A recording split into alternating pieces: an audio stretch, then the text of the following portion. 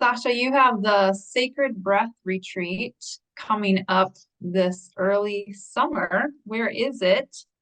When is it? And who is this for? Well, quite a few questions right away. It's going to take place in Colorado. I deliberately actually moved the desk in my office to the window, so you can see this fabulous place called Creston. And the retreat is going to take place just a couple of miles away from my home in a magnificent Tibetan Buddhist center, temple actually, and it's a retreat center as well. Who is it for?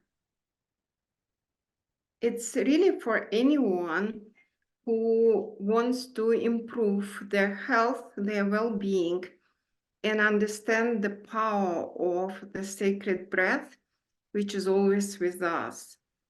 Many people, or many of my clients, sometimes they feel lost because they tell me that they saw many doctors, many holistic practitioners, but they never really knew what to do. And because of that, they made a lot of mistakes and wasted, unfortunately, some time and money.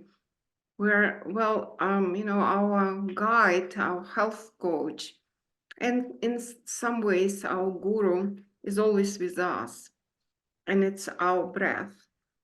So this retreat is greatly going to be about how to understand your own breath, your own guide, and use its assistance, which is always available for us. So for as long as we follow our breath, we cannot make mistakes. We are always on the right path. And this is Dr. Buteyko's philosophy and my philosophy as well, of course. I know you've done a retreat before. So how is this retreat different from the past retreat, if it is at all? It's a little less spread and more focused. The goal of this retreat is to help people to improve their breathing, first of all, and through their breathing, their overall health within 5 days there in Creston. So we are going to do quite a lot of breathing exercises and some other physical activities such as posture development, for example, and diaphragm relaxation in order to help the participants to improve their CO2 level within the time they're in Creston. And we will have a bit of fun and a little bit of entertainment. But in general, it's going to be very focused. In my mind, sometimes I call it a Buteyko ashram, or a Buteyko BootCamp, or a Buteyko boarding school, something like that. Can we talk a little bit more, dive a little bit deeper into the day-to-day activities, or paint a little bit of a picture of what people are going to be doing, what kind of food is available, and the actual setup of the place? Sure. I'm making notes now because you want to know about daily activities and food and setup. Okay. So daily activities. Every day we will start by doing Buteyko yoga. And I want to emphasize that it is Buteyko yoga, not just regular yoga, because everything in this session will be set up to increase the CO2 levels and avoid a CO2 loss, which unfortunately often happens when people practice some styles of yoga. And in this regard, I just want to mention that it's always puzzling for me when I attend a yoga class, which I do yoga regularly, or various yoga classes. I've been doing it for many years. And teachers often say, do this and it will increase your prana. And listening to that, I always think, really? How do you know that? What is the proof? And sometimes teachers even recommend to do something which is, from the Buteyko perspective, would create a loss of CO2, but they still say, do this, and it will increase your prana. And I like to ask questions in general. I've been this way all my life. So for me, it's always puzzling. And I also see quite a lot of people, clients, who developed various diseases by practicing yoga and pranayama in hopes that they would improve their health. So that happened because often yoga and pranayama classes would make them lose CO2 versus to gain CO2. And because of that, we created special Buteyko yoga sessions, which will help people to increase their true prana, their carbon dioxide in the lungs. So that's how every day will start. Then we will do also Buteyko pranayama.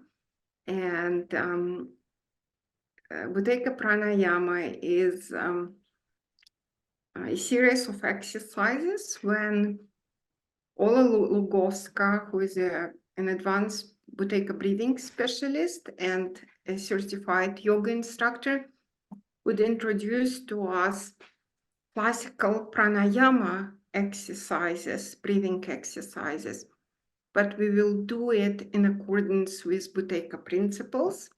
So they will be completely safe, and they will also increase prana and CO2, which will be measurable after every session. So this is a very important part of the retreat.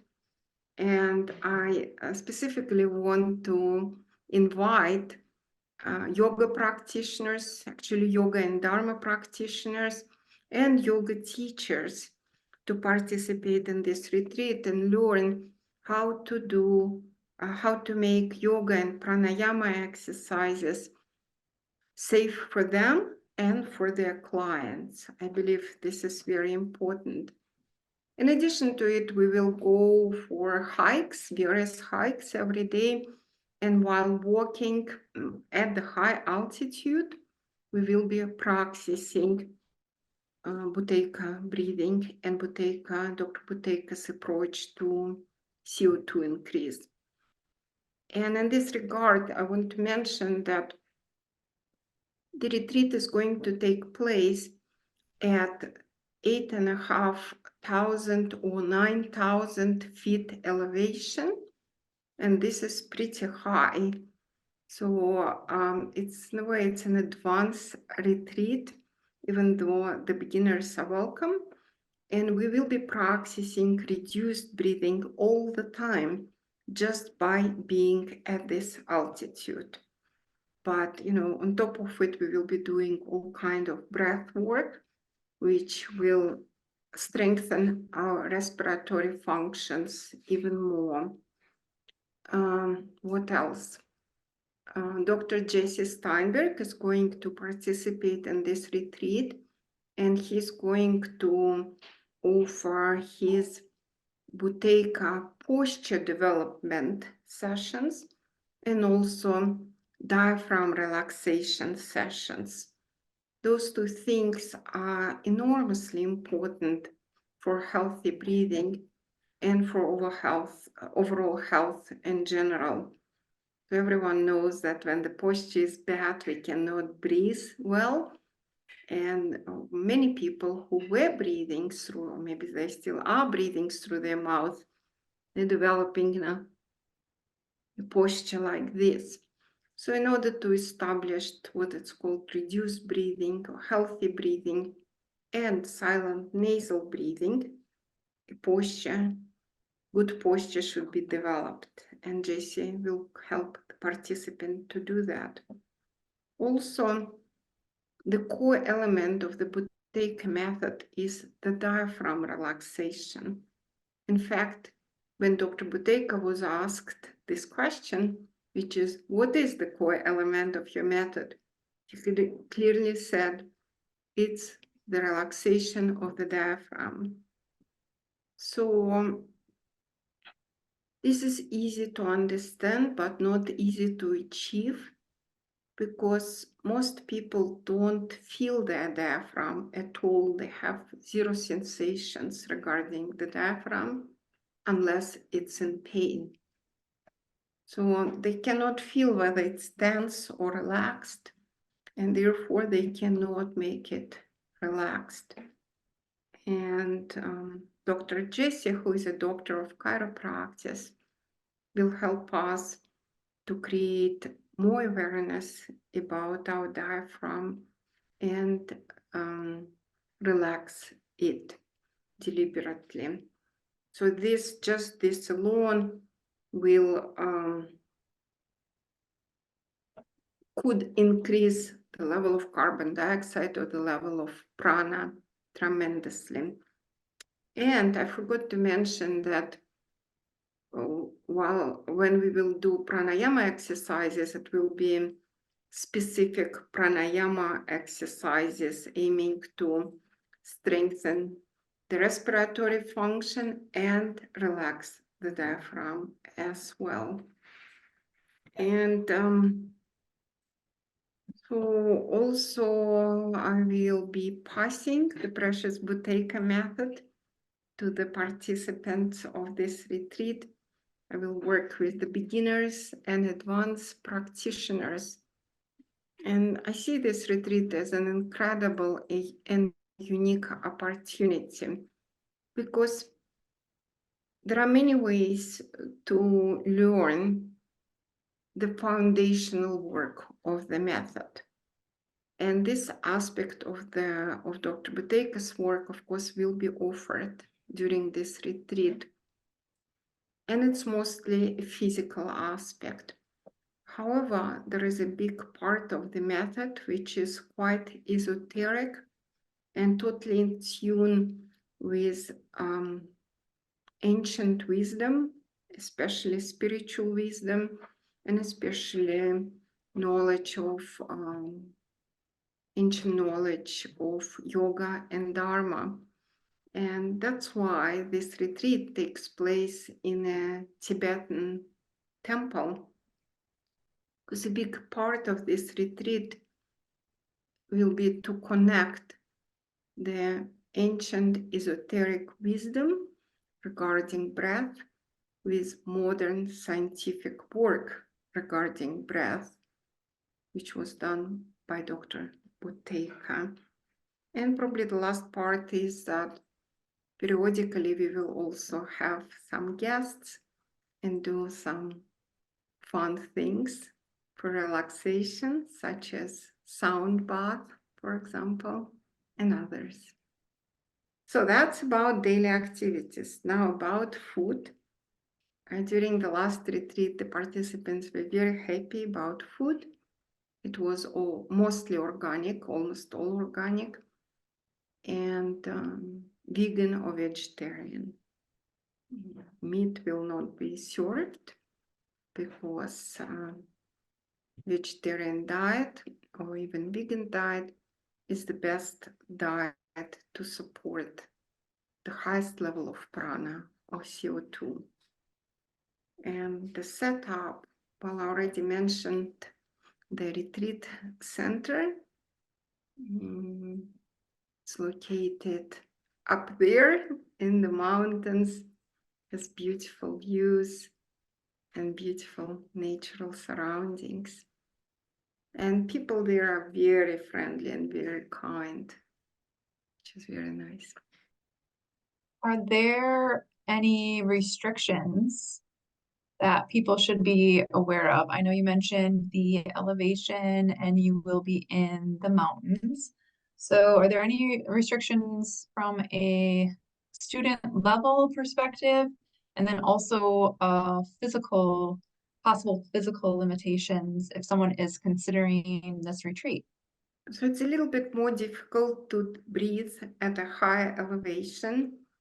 And during the last retreat, I was quite concerned about it because I thought, what if some people, especially people who have asthma, will have serious problems here?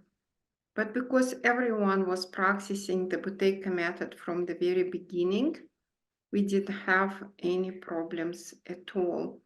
And in general, a high altitude could be a positive or a negative thing for breathing and overall health, depending how we breathe.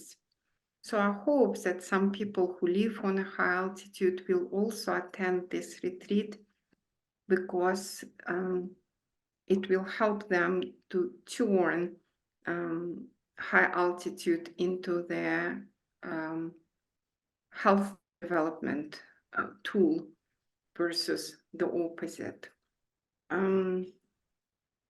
However, I would say that if a person is at sea level and has great difficulties breathing, then it's better not to attend this retreat and take some courses online first, improve their breathing to some degree, and then maybe participate in this retreat next year. If someone's on the fence about coming to the retreat and has never done it before, would you like to share any interesting stories or experiences from your past retreats to kind of give them a window in of what is a possibility for this retreat? Absolutely. What comes to my mind is that during the last Sacred Breath retreat, we had a participant who was a mother of 2 young children, and she never traveled in her entire life. She never left, home, and she didn't work. She was, in home mom. And I was wondering about her, how would she feel to be in a very beautiful, big Tibetan temple with people she doesn't know at all, and to do this strange Russian breath work. And she was absolutely fine. She enjoyed this retreat enormously. Her testimonial is on my website, actually. But also, and that's something I didn't mention, forgot to mention, we were practicing so-called tempering, nature tempering, and we are going to do it this year as well. We were jumping into cold streams, so some people were swimming in those streams, and some people were just putting a hand to that pristine, extremely cold mountain water.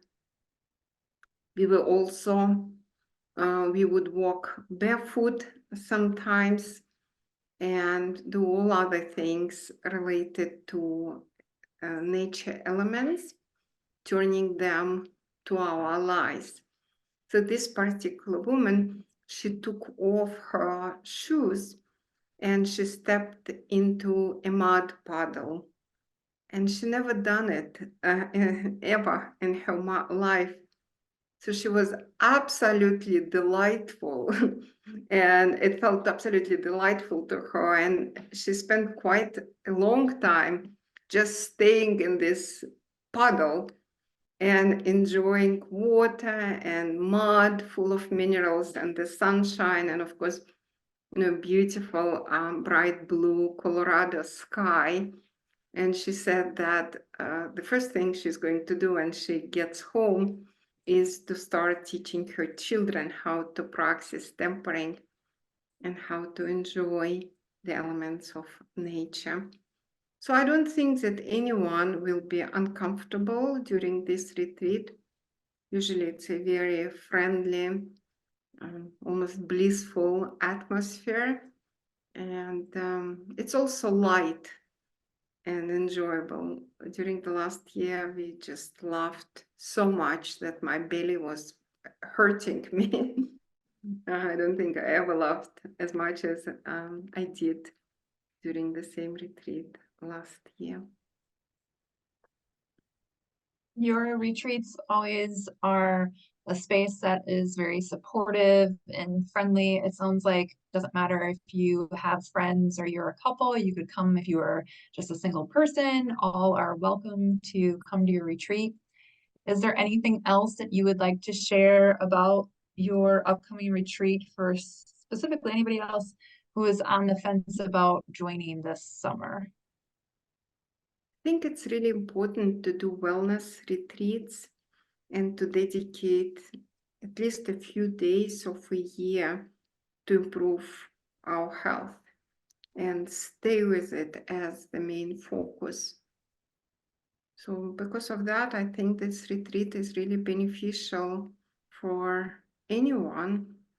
But if people have some questions or doubts about this event, they're very welcome to send me an email, and I'll be glad to address their concerns.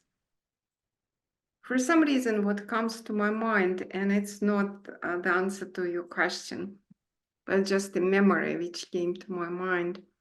Last year, when we were having this retreat at the retreat center, several people who worked there tell me an interesting thing. They said, it's a retreat center. We have various retreatants here all the time, almost every week. And yet your group is completely different.